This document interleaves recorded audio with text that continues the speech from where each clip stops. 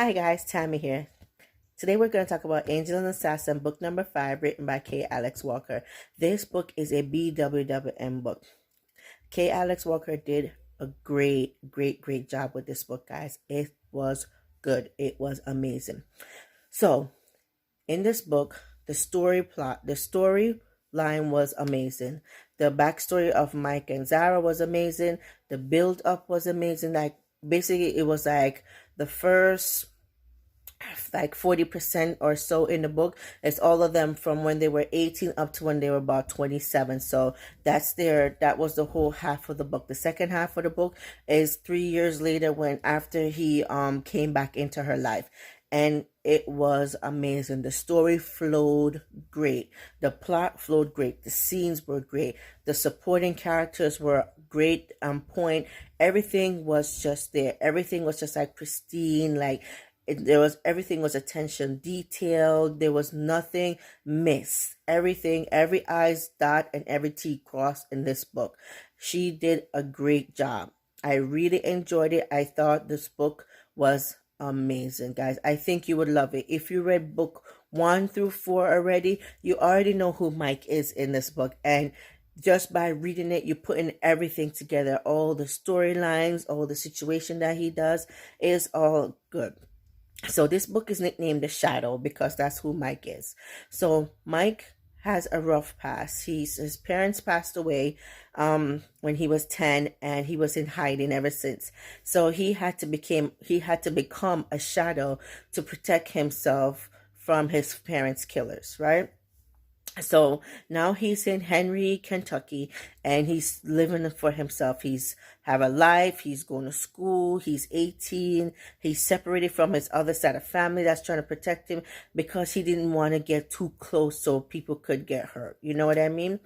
And in comes Zara. Zara is she's in high school. She's a popular girl. She wants to be a designer. She has a lot of plans going on for her. However, she does not have a great home situation. Her mom is not the best nurturing. She lost her father at a young age. So it's just her mom, and her older brother.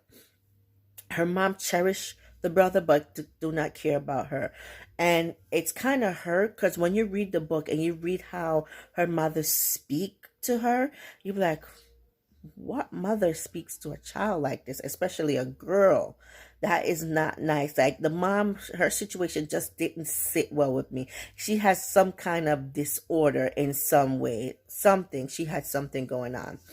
Anyway, Mike and Zara met because he had an altercation with a few other boys, and ever since then he's just been popping in and out of in his life, right? So now this is what happened.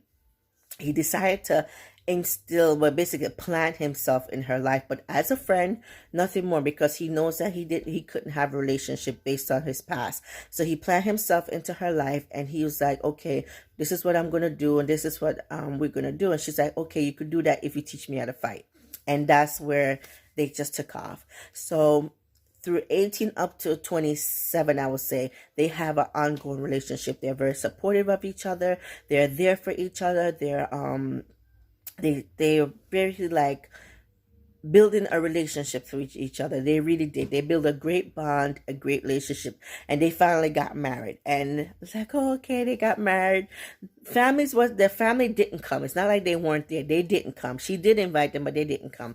And I was hurt for her because the reason why they didn't come was BS. And I'm like, what?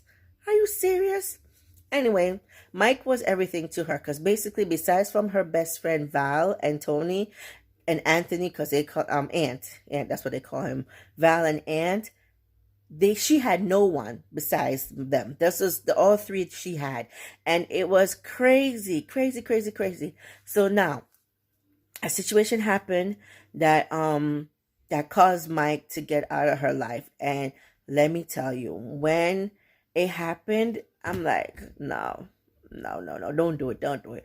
But when they told her, it was so heartbreaking. Like, she was numb. She lost it. She was in such pain, such agony. And just by reading that, it was like a little small paragraph about how she had a nervous breakdown and everything. It's like you felt it for her because he was her everything. He was her all. I'm like, oh my God, oh my God, oh my God, oh my God. Like, I felt it for her. I felt it so bad for her. Anyway, she had to go through a series of things and got herself back together. Not fully, but she got it there. Her business is thriving. She's doing what she got to do for herself, right? Her mother and her brother are back in her life and things are progressing. So now here comes 3 years later, Mike's back in the picture. So I'm like, oh God. And he had to come back in the picture because he was still watching over her. He had to protect her because she was kidnapped. I'm like, what? Yeah. So now she's been kidnapped, right? So now he has to protect her. So this is what happened now. He came back in her life like that quick, came in, rescued her, and was out. She was like, oh God. So anyway, she went to the police. Well, they came to her and she told them what happened and blah, blah, blah. A couple of days later, she and Mike had a heart-to-heart. He finally confessed his past, what happened, why he did what he did, and what is his real name. Oh my God. Let me tell you, I would have flipped.